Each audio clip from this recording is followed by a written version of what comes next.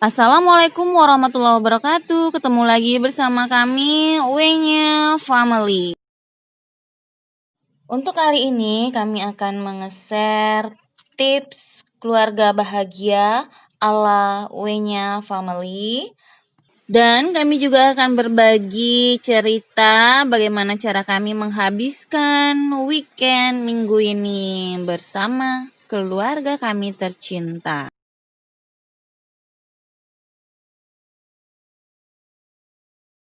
Seperti biasa ya teman-teman, jika teman-teman ingin tahu, ingin menonton, ingin lihat bagaimana cara Wenya Family menghabiskan akhir minggu ini, teman-teman bisa menonton videonya dari awal sampai akhir. Dan jika teman-teman ingin tahu juga tips bagaimana cara keluarga bahagia Wendy dan Yani, boleh mendengarkan celotehan saya. Sama dengarkan dari awal sampai akhir biar tidak gagal paham. Namun yang perlu diingat ya teman-teman semua, setiap keluarga memiliki kebiasaan yang berbeda-beda. Dan inilah yang menjadi kultur bagi keluarga kita. Apa yang terjadi di rumah kami akan berbeda dengan yang terjadi di rumah kamu. Jadi jangan pernah mau disamakan, kita berbeda. Namun tips dari kami ini, ambil yang baik, tinggalkan yang jelek nanti ya. Kalau menurut teman-teman, tips yang kami berikan itu masuk akal dan bisa dijalankan, bisa dilakukan di keluarga teman-teman semua, lakukan, tapi jangan dipaksakan. Jika tidak bisa, jangan dipaksakan. Karena setiap keluarga itu berbeda-beda cara dan kebiasaannya. Memang seperti itulah kenyataannya, tidak ada yang sama. Namun, ada beberapa hal sederhana yang nilainya sangat penting karena dengan melakukan beberapa hal bisa menciptakan keluarga bahagia. Mungkin teman-teman bisa mengikuti cara kami ini. Sebelum kita memasuki tips atau cara untuk menjaga hubungan keluarga selalu harmonis atau bahagia, kita harus mengetahui dulu apa sih itu keluarga bahagia. Keluarga bahagia adalah kondisi keluarga yang menikmati kebersamaan dalam suka dan duka, saling bertoleransi, saling melindungi, saling membantu, dan menyayangi satu sama lain. Selalu ingin membahagiakan anggota keluarga lainnya. Itulah yang disebut keluarga bahagia. Bagi kami, Wendy dan Yani, keluarga Wenya Family, cara memiliki keluarga bahagia yaitu melakukan hal yang sederhana saja. Tidak ada yang mewah-mewah, tidak ada yang muluk-muluk. Yang kami lakukan itu pertama, berbagi tugas. Karena dengan berbagi tugas itu merupakan sumber kegembiraan. Jika tidak bisa melakukan ini setiap hari, mungkin keluarga teman-teman bisa melakukannya dibagi jadwalnya. Kalau kami ini merupakan pembagian tugas setiap harinya. Saya itu memasak, khusus memasak saja karena saya punya kerjaan bangun tidur itu biasanya, apalagi saya sekarang rutinitas ke YouTube ya, bangun tidur biasanya saya dubbing untuk upload video pagi harinya 3:30. Setelah bangun tidur 3:30, 4:30 harus bangunkan Hanun dan keluarga yang lain buat subuh. Sudah subuh baru saya ngerjakan tugas dulu, buka kelas untuk koreksi tugas dan diskusi mahasiswa, baru saya turun ke dapur masak-masak. Kalau bapaknya anak-anak, si Pak Wendy itu biasanya beres-beres kamar. Setelah beres-beres kamar, dia mengerjakan kerjaannya juga, aplikasi untuk kantornya. Setelah itu baru dia bantuin saya di dapur. Anak laki-laki kami itu kerjaannya merapikan kamarnya sendiri, mencuci bajunya sendiri, melipat bajunya sendiri, dan menyiram tanaman. Anak perempuan si Hanun itu merapikan kamarnya, nyapu, dan ngepel, serta cuci piring pada pagi hari. Tips kedua, keluarga bahagia alawenya yaitu menikmati waktu bersama keluarga. Menikmati waktu bersama keluarga itu seperti nonton bersama, sarapan bersama, makan bersama. Hal yang sederhana namun itu bisa menciptakan quality time. Jangan lupa sarapan buah ya buat cemilan sehat. Tips ketiga yaitu berkebun bersama. Dalam proses berkebun, banyak yang bisa kita ajarkan kepada anak-anak, seperti kita bisa belajar bersabar, belajar bersih-bersih, belajar tanggung jawab, belajar disiplin. Kenapa kok dari berkebun bisa belajar bersabar? Ya iyalah harus bersabar. Dari mulai menanam benih sampai ingin memetik buahnya, kita harus bersabar menunggunya. Belajar bersih-bersih. Ya, kebun juga perlu dibersihkan. Kalau nggak dibersihkan, tanaman akan mati. Belajar tanggung jawab.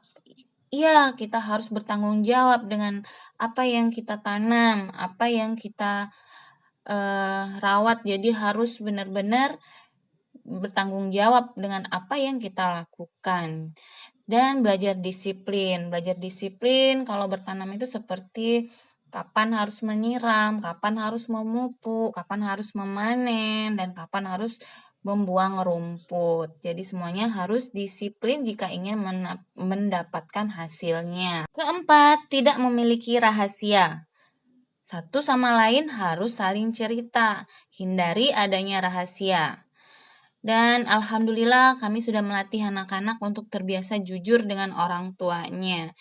Si Hanun sekarang umurnya udah remaja ya, udah mau masuk 17 tahun depan. Jadi alhamdulillah dari mulai dia mulai mengenal cowok sampai sekarang itu selalu terbuka sama kita. Kita juga begitu. Si Yusuf juga insya Allah semuanya akan berjalan seperti ini untuk selamanya. Amin. Tips kelima yaitu makan siang hari Minggu bersama setiap akhir pekan atau menciptakan family day. Kenapa kami menciptakan ini? Kami berharap untuk melatih semua anggota keluarga agar mempunyai family day, waktu untuk keluarga. Seandainya nanti anak-anakku, ini kan anak-anakku udah remaja semua ya, udah mulai dewasa. Seandainya mereka nanti udah bekerja, udah punya kesibukan masing-masing, mereka akan mengingat bahwa harus menyempatkan satu hari buat keluarga makan bersama, yaitu di hari Minggu. Berharap agar semua anggota keluarga kita konsisten gitu. Dan usahakan anak-anak menghargai family day kita ini ya. Tips keenam yaitu memiliki hewan peliharaan, yaitu kucing. Sebenarnya nggak harus kucing, kalau teman-teman lebih suka peliharaan apa aja juga boleh, nggak harus kucing ya. Kenapa harus mempunyai hewan peliharaan? Ini mengajarkan anak-anak untuk belajar menyayangi dan mengasihi sejak mereka kecil. Dalam merawat hewan peliharaan, dengan mereka merawat hewan peliharaan itu akan membangunkan kekompakan antar anggota keluarga.